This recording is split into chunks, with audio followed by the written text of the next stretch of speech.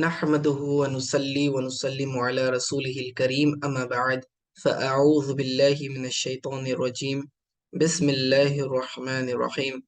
سورہ آل عمران کی تفسیر جاری ہے۔ آیت نمبر 74 تک ہم نے تفسیر مکمل کی ہے۔ اب آگے کنٹینیو کرتے ہیں۔ وَمِنْ أَهْلِ الْكِتَابِ مَنْ إِنْ تَأْمَنْهُ بِقِنْطَارٍ يُوَدِّيهِ إِلَيْكَ وَمِنْهُمْ مَنْ إِنْ تَأْمَنْهُ بِدِينَارٍ لَا يُوَدِّيهِ إِلَيْكَ إِلَّا مَا دُمْتَ عَلَيْهِ قَائِمًا۔ اچھا، اب اس آیت کے اندر اللہ رب العزت کس چیز کو بتانا چاہ رہا ہے، اس کی شان نزول سمجھ لیں۔ یہ آیت اہل کتاب کے تعلق سے نازل ہوئی، اہل کتاب یعنی یہود و نصارہ کے تعلق سے، اور اس میں ظاہر فرمایا گیا ہے کہ ان میں دو قسم کے لوگ ہیں، ایک ہے امین، دوسرا ہے خائن۔ امین کہتے ہیں امانت دار کو، یعنی کوئی ایک شخص دوسرے شخص کے پاس کوئی چیز بطور امانت رکھے، ٹھیک ہے، تو وہ اسے ایز اٹ از لوٹاتا ہے، اسے امین کہتے ہیں۔ یعنی ایسے شخص پر بھروسہ کیا جا سکتا ہے کہ اپنی کوئی چیز آپ اس کے پاس سیفٹی کے لیے رکھ سکتے ہو۔ اور دوسری چیز کیا ہے؟ دوسرا شخص ہے خائن۔ خائن خیانت کرنے والے کو کہتے ہیں۔ خیانت تھوڑی ہو یا زیادی ہو، خیانت ہی ہے۔ یعنی کہ اگر کوئی شخص آپ کے پاس کوئی چیز رکھواتا ہے اور آپ اس کو اس چیز کو جو ہے اپنے استعمال میں لاتے ہو یا دینے سے واپس انکار کرتے ہو، تو پھر یہ کیا ہو گیا؟ یہ خائن کہلاتا ہے، شخص خیانت کرنے والا۔ تو امین اور خائن یہ دو قسم کی کیٹیگریز ہو گئی، امانت دار اور بے ایمان لوگ، ٹھیک ہے۔ اب اہل کتاب میں سے اللہ نے فرمایا کچھ تو ایسے ہیں کہ ان کے پاس کثیر مال بھی رکھا جائے بطور امانت تو وہ ایز اٹ از وقت مکمل ہونے پر واپس دے دیتے ہیں، ادا کر دیتے ہیں، جیسے کہ عبداللہ بن سلام رضی اللہ تعالیٰ عنہ، جن کے پاس ایک قریشی نے 1200 اوقیہ سونا بطور امانت رکھوایا تھا، تو آپ نے اس کو ایز اٹ از لوٹایا۔ اب یہ عبداللہ بن سلام کون ہے؟ یہ یہودی عالم تھے، یہ جیہوز اہل کتاب میں سے یہودی عالم تھے، بعد میں اسلام قبول کیا۔ تو اللہ رب العزت اس گروہ کی تعریف فرما رہا ہے جو اہل کتاب میں سے امانت دار ہے، ٹھیک ہے، تو اس کو ایز اٹ از انہوں نے ادا کر دیا۔ اسی طرح اہل کتاب میں سے ایسے بد دیانت لوگ بھی تھے کہ تھوڑا سا مال بھی ان کے پاس رکھوایا جاتا تو ان کی نیت بگڑ جاتی، یعنی انہیں لوٹانے کا من نہیں کرتا، ٹھیک ہے۔ جیسے کہ فخاذ بن مازوع، یہ ایک شخص، یا پھر دوسرے کعب بن الاشرف، اس کا بھی نام آتا ہے کہ اس کے پاس ایک آدمی نے ایک اشرفی امانتاً رکھوائی تھی، ایک اشرفی سونے کا جو سکہ ہوتا ہے اس کو جو ہے بطور امانت اس کے پاس رکھوایا تھا، لیکن اس شخص نے کعب بن اشرف تھا یا پھر فخاذ بن معذورہ، تو اس نے جو ہے وہ اس ایک اشرفی کو بھی لوٹانے سے انکار کر دیا۔ وجہ کیا تھی کہ یہ اس طرح کیوں کرتے تھے؟ وہ اس لیے کہ وہ یہ سمجھتے تھے کہ ہم جو لوگ ہیں ہمیں یہ اختیار ہے، یعنی ہم اہل کتاب جو ہیں اہل عرب سے اس طرح سے مال لینا ہمارے لیے جائز ہے، ہم زیادہ اختیار رکھتے ہیں، اور اس طرح کا جھوٹ اللہ تعالیٰ پر باندھتے تھے، یعنی کہ حلال سمجھتے تھے عربوں کے پاس سے مال کسی بھی طریقے سے لینے کو، ٹھیک ہے۔ تو اور اس کا جو ہے اس کی نسبت اللہ تعالیٰ کی طرف کرتے تھے کہ گویا کہ اللہ نے ان کے لیے حلال کر دیا ہے کہ یہ جو امیین ہیں، یعنی کہ یہ جو اہل عرب ہیں، ان سے مال آپ جس انداز میں بھی چاہے لے لے، آپ کے لیے جائز۔ تو یہ اللہ پر بہتان باندھا کرتے تھے۔ تو اس آیت میں اسی بات کو بتلایا گیا ہے۔ دیکھیے آیت کے ترجمے کی طرف، وَمِنْ أَهْلِ الْكِتَابِ، اور اہل کتاب میں سے بعض تو وہ ہیں، من ان تأمنہ، کہ اگر کوئی شخص اس کے پاس امانت رکھے، ان تأمنہ، اس کے پاس امانت رکھے، بقنطار، قنطار کسے کہتے ہیں؟ بمال کثیر، کثیر مال کو، بہت زیادہ مال کو قنطار کہتے ہیں، ٹھیک ہے؟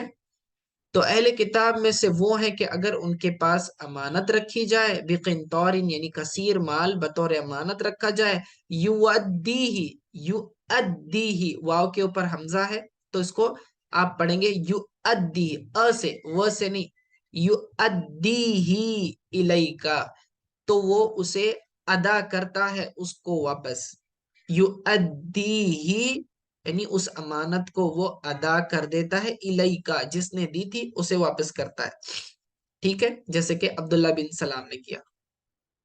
وَمِنْهُمْ اور ان میں سے بعض وہ ہیں، من ان تأمنہ کہ اگر ان کے پاس امانت رکھوائی جائے، بدینارن ایک دینار، ٹھیک ہے، ایک سونے کا سکہ، لا یؤدیہ الیک تو وہ اسے نہیں ادا کرتا اس کی طرف، یعنی جس نے امانت رکھوائی تو اس کو وہ واپس نہیں لوٹاتا، الا ما دمت علیہ قائما سوائے اس کے کہ کوئی اس کے سر پر کھڑا ہو جائے، ٹھیک ہے، یعنی کہ اس سے مانگنے کے لیے زبردستی اس سے حجت کرے اور اس سے مسلسل جو ہے ڈیمانڈ کرے کہ بھئی یہ میری چیز ہے مجھے لوٹا دے، اس سے جھگڑا کرے، تو یعنی کہ جب تک ان کے سر پر سوار نہ ہو تو وہ واپس دینے کے لیے تیار نہیں ہوتے خود سے، الا ما دمتا علیہ قائما، دمتا دام یدوم سے ہے، یعنی جب تک، اس وقت تک، یہ کسی کام کی کنٹینیوٹی کو بتاتا ہے،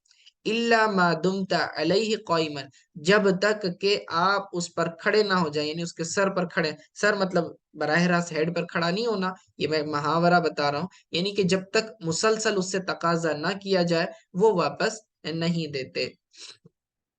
ذالک بانہم قالوا یہ اس وجہ سے ہے کہ انہوں نے کہا، یعنی کہ سبب بتا رہے ہیں کہ وہ ایسا کیوں کرتے ہیں، امانت میں خیانت، ترک ادا کیوں کرتے ہیں، فرمایا لیس علینا فی الامیین سبیل، یعنی کہ وہ کہتے تھے کہ ہمارے اوپر اہل عرب، امیین سے کون مراد ہے، عرب مراد ہے، ٹھیک ہے نا، چونکہ وہ لوگ پڑھے لکھے نہیں تھے، عرب میں جہالت کا بہت زیادہ ماحول تھا، تقریباً پورے عرب میں حضور صلی اللہ علیہ وسلم کی بعثت کے وقت جو ہے صرف 18 لوگ پڑھنا لکھنا جانتے تھے، اگر حالانکہ آبادی تو لاکھوں کی تعداد میں تھی، لیکن صرف 18 لوگ ایسے تھے جو پڑھنا لکھنا جانتے تھے، تو اسی لیے غلبے کے اعتبار سے تمام کو امیین کہا جاتا تھا۔ امی کا معنی ہوتا ہے جس نے پڑھنا لکھنا نہ سیکھا ہو، جس کو پڑھنا لکھنا نہیں آتا، تو امیین اس کی جمع ہے۔ لیس علینا فی الامیین یعنی کہ ہمارے اوپر کوئی حق نہیں ہے عربوں کا، یعنی کہ ان کا مال ہمارے اوپر حلال ہے، یا پھر اس کا ترجمہ یوں ہوگا لیس علینا فی الامیین سبیل کا مطلب کہ لاستحلالہم، یعنی کہ جب ہم عربوں سے کوئی مال لے لیں تو ہم پر کوئی گناہ نہیں ہوگا، یہاں سبیل سے کیا مراد، کوئی گناہ نہیں ہوگا، ٹھیک ہے۔ تو اللہ فرماتا ہے کہ وَيَقُولُونَ عَلَى اللَّهِ الْكَذِبِ اور وہ اللہ تعالیٰ پر جھوٹ کی نسبت کرتے ہیں، اللہ تعالیٰ پر جھوٹ باندھتے ہیں، وَهُمْ يَعْلَمُونَ حالانکہ وہ جانتے ہیں کہ بات ایسی نہیں ہے، اللہ نے انہیں اس طرح کا کوئی حکم نہیں دیا ہے، پھر بھی اللہ تعالیٰ کی طرف جھوٹی بات منسوب کرتے ہیں۔ تو یہ دیکھیں یہ بہت بڑا گناہ ہے، اندازہ لگائیں کہ جھوٹ اٹ سیلف ایک کبیرہ گناہ ہے، اور اگر جھوٹ اللہ پر باندھا جائے پھر تو یہ بہتان ہوا۔ بہتان اس جھوٹ کو کہتے ہیں کہ سامنے والا جو ہے جھوٹ کی نسبت ایسے شخص کی طرف کرے کہ جس سے جھوٹ کہنا پاسبل نہیں ہے، ٹھیک ہے۔ تو دیکھیں وَهُمْ يَعْلَمُونَ حالانکہ وہ جانتے ہیں، بلا کیوں نہیں، ہاں اس طرح ترجمہ کریں گے آپ، کیوں نہیں کا بھی ترجمہ کر سکتے بلا کا، اور یہاں پر اس کی سینٹنس کے رعایت کرتے ہوئے آپ یوں بھی کہہ سکتے ہیں، ہاں من اوفا بعہدہ، ہاں جس نے وعدے کو وفا کیا یعنی اپنے عہد کو پورا کیا، اوفا پورا کیا، بعہدہ اپنے عہد کو، یعنی کہ الذی عاہد علیہ بعہد اللہ علیہ، یعنی جو بندے نے وعدہ کیا اللہ تعالیٰ سے، یا پھر جو اس نے وعدہ کیا ہے بندوں سے، یعنی امانت ادا کرنے وغیرہ کا، تو اس وعدے کو پورا کرتا ہے، تو اللہ اس کے لیے بشارت سنا رہا ہے کہ من اوفا بعہدہ، جو اپنے وعدے کو پورا کرے، واتقا، اور اللہ تعالی سے ڈرے، ٹھیک ہے، یعنی اللہ کا تقوی اختیار کرے، بترک المعاصی وعمل الطاعات، اللہ کا تقوی کیسے حاصل کرتا ہے کہ گناہوں کو چھوڑتا ہے اور نیکی کے کاموں کو کرتا ہے، ٹھیک ہے۔ تو اللہ فرمائے من اوفا بعہدہ، جو عہد کو پورا کرے، واتقا، اور اللہ سے ڈرے، فإن اللہ یحب المتقین، تو بے شک اللہ پسند فرماتا ہے متقین کو، یعنی ڈرنے والوں کو۔ اللہ تعالیٰ سے جو بندے ڈرتے ہیں، اللہ تعالیٰ انہیں محبوب رکھتا ہے، انہیں پسند فرماتا ہے، ٹھیک ہے۔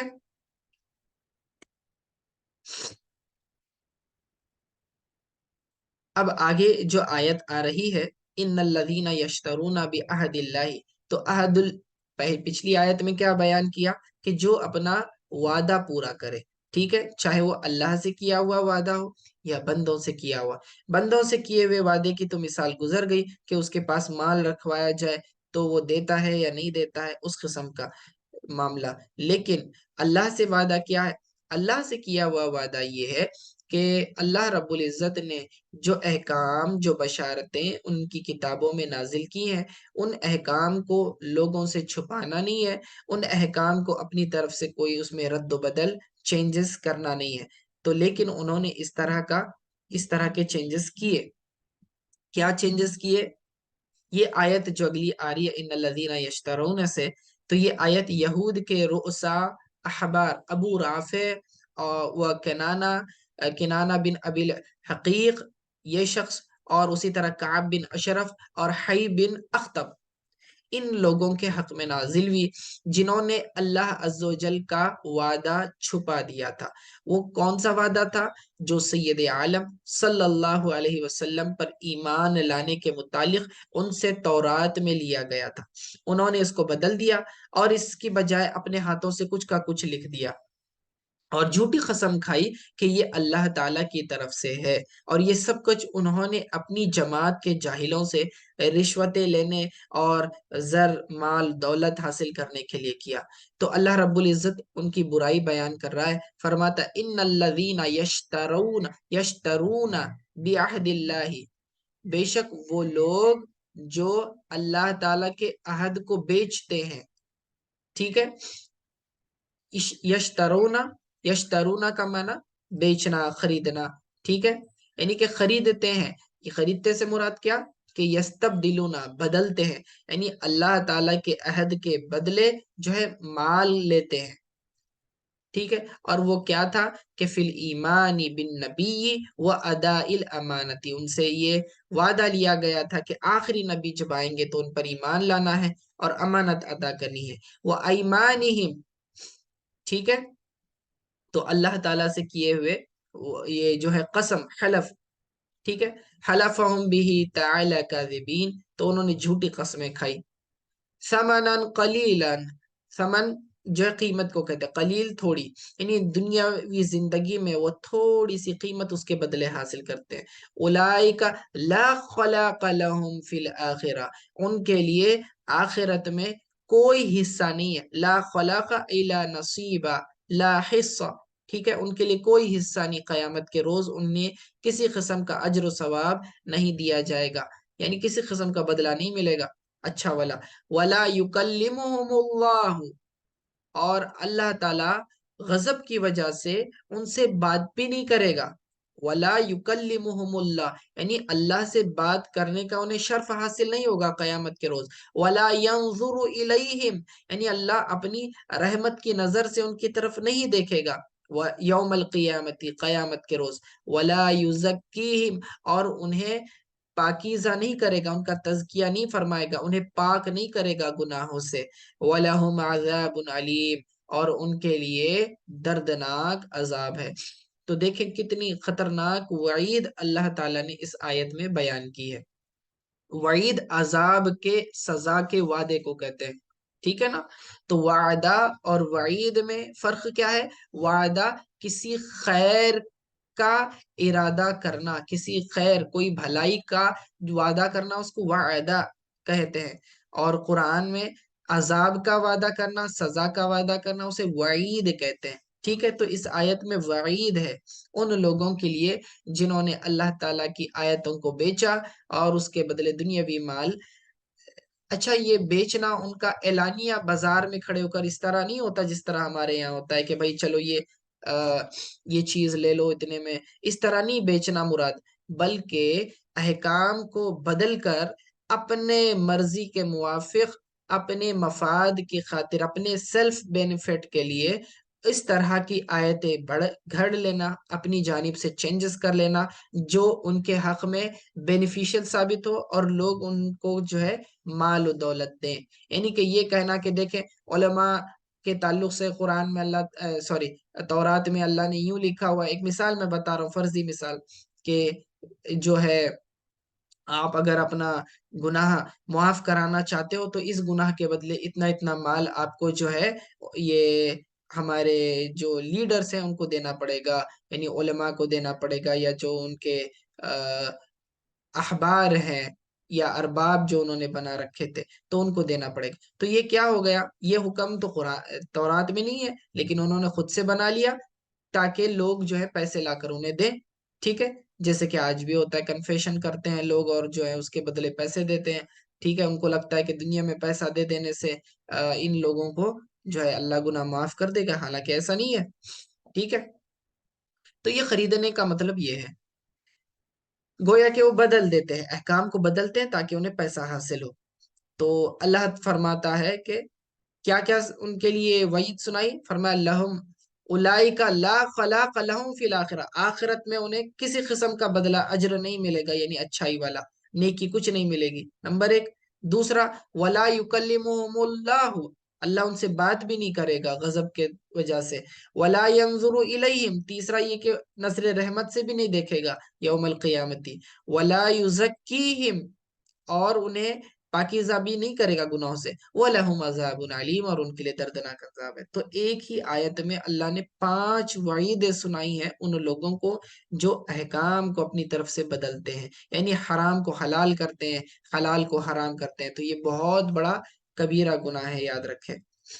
ٹھیک ہے، اور یہ حکم جب تورات کے یا اہل کتاب کو بیان کیا جا رہا ہے تو اس کا مطلب یہ نہیں کہ ہمارے لیے اپلیکیبل نہیں ہے، نہیں، ہمارے لیے بھی یہ رول سیم اپلیکیبل ہے، کیونکہ یہ حکم آ گیا اب قرآن میں، یہ قرآن کا حصہ بن گیا. تو اب جو کوئی قرآن کے ساتھ ایسے چھیڑ چھاڑ کرے گا، غلط ترجمے کرے گا اور لوگوں کو بہکانے کے لیے اور ان سے مال ایٹھنے کے لیے جھوٹی آیتیں بنائے گا اور لوگوں کو سامنے پیش کرے گا، تو یاد رکھنا کہ ان کے لیے اس طرح کا سیم عذاب جو اللہ نے آیتوں میں منشن کیا ہے یہ ملے گا.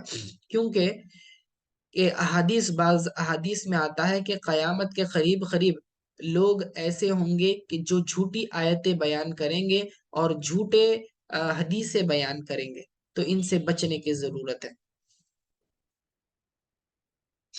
وَإِنَّ مِنْهُمْ لَفَرِيقًا يَلْوُونَ أَلْسِنَتَهُمْ بِالْكِتَابِ لِتَحْسَبُهُ مِنَ الْكِتَابِ وَمَا هُوَ مِنَ الْكِتَابِ. اب آگے اللہ تعالیٰ فرما رہا ہے اس آیت میں کہ اور ان میں سے بعض لوگ وہ ہیں جو کہ جیسے کہ کعب بن اشرف اہل کتاب میں سے، ایسا فریق گروہ کو کہتے ہیں. وَإِنَّ مِنْهُمْ لَفَرِيقًا، اور ان میں سے ایک گروہ ایسا ہے يَلْعُونَ أَلْسِنَتَهُمْ بِالْكِتَابِ، یعنی کہ ای يَعْتَفُونَهَا بِقِرَاءَتِهِ، یعنی کہ جو ہے تلاوت کتاب کو کیا کرتے ہیں؟ برا کر دیتے ہیں، یعنی گندا کر دیتے ہیں. کیا مراد؟ یعنی کہ جس جگہ پر رسول اللہ صلی اللہ علیہ وسلم کی نعت موجود تھی، حضور علیہ الصلوۃ والسلام کی تعریف موجود تھی، تو انہوں نے اس کو تحریف کر دیا، بدل دیا. جہاں بھی حضور کی تعریف تھی اس کو الٹا کر دیا، یعنی جہاں یہ لکھا تھا کہ حضور علیہ الصلوۃ والسلام خوبصورت ہوں گے تو اس کی جگہ بدصورت بنا دی. ٹھیک ہے نا؟ تو اپنی زبانوں کو انہوں نے گندا کر لیا اس طرح سے. لِتَحْسَبُوهُ من الکتاب، تاکہ لوگ جو ہے اس محرف کو یہ سمجھے، یعنی تبدیل شدہ بات کو یہ سمجھے کہ یہ کتاب کا ہے، اللہ تعالیٰ نے ایسے ہی نازل کیا. وما ہوا من الکتاب، اللہ فرماتا ہے نہیں، یہ تو کتاب کا حصہ ہے ہی نہیں.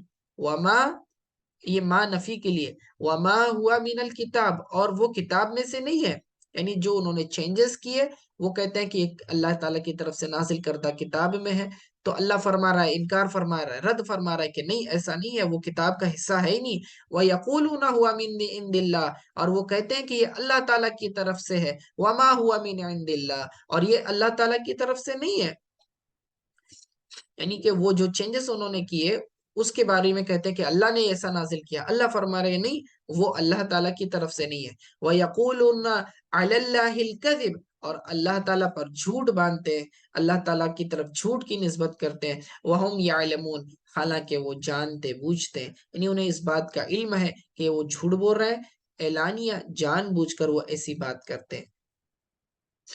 ٹھیک ہے، یہ آیت اس وقت نازل ہوئی جبکہ انہوں نے حضرت عیسیٰ علیہ السلام کے تعلق سے جھوٹ کہا، یعنی جو نجران کے عیسائی تھے، کرسچنز، انہوں نے یہ کہا کہ عیسیٰ علیہ السلام نے ہمیں حکم دیا کہ ہم انہیں رب بنائیں، یعنی کہ خدا بنائیں۔ ٹھیک ہے، یہ آیت انہوں نے یہ بات انہوں نے کہی، اور تو اللہ رب العزت نے پھر ان کے رد میں یہ اگلی آیت نازل فرمایا ما کان لبشر ان یؤتیہ اللہ الکتاب والحکم والنبوۃ ثم یقول للناس کونوا عبادا لی من دون اللہ۔ اللہ فرماتا ہے کسی بشر کی یہ بساط نہیں، کسی بشر کے لیے یہ ممکن نہیں ہے کہ اللہ تعالیٰ اسے کتاب عطا کرے اور حکمت، اس کا فہم عطا کرے، شریعت عطا کرے، نبوت عطا کرے، اور پھر وہ لوگوں سے یہ کہے کہ وہ تم جو ہے میرے بندے بن جاؤ، کونو عباد لی، تم میرے بندے بن جاؤ، من دون اللہ، اللہ کے سوا، ولیکن نہیں، اب اللہ فرما رہا ہے کہ ایسا تو نہیں کہتے، یعنی اللہ نبیوں کو جب نبوت، حکمت، علم، شریعت یہ عطا کر دیتا ہے، کتاب عطا کر دیتا ہے، تو کسی کی مجال نہیں، کوئی نبی یہ ایسا کر ہی نہیں کر سکتا کام کہ وہ کہے کہ تم جو ہے اللہ کی عبادت کو چھوڑو، اللہ کے بندے مت بنو، میرے بندے بنو۔ ٹھیک ہے، ایسا کوئی نبی نہیں کہتا، لیکن کونو ربانیین، لیکن وہ انبیاء کیا کہتے تھے، کونو ربانیین، کہ تم کیا بنو، اللہ تعالیٰ کے بندے بنو، یعنی علماء عاملین منصوب الی الرب بزیادت الف و نون تفخیما۔ ٹھیک ہے، تو کونو ربانیین کا معنی کہ تم اللہ تعالیٰ کے ہی کیا بنو، بندے بن کر رہو،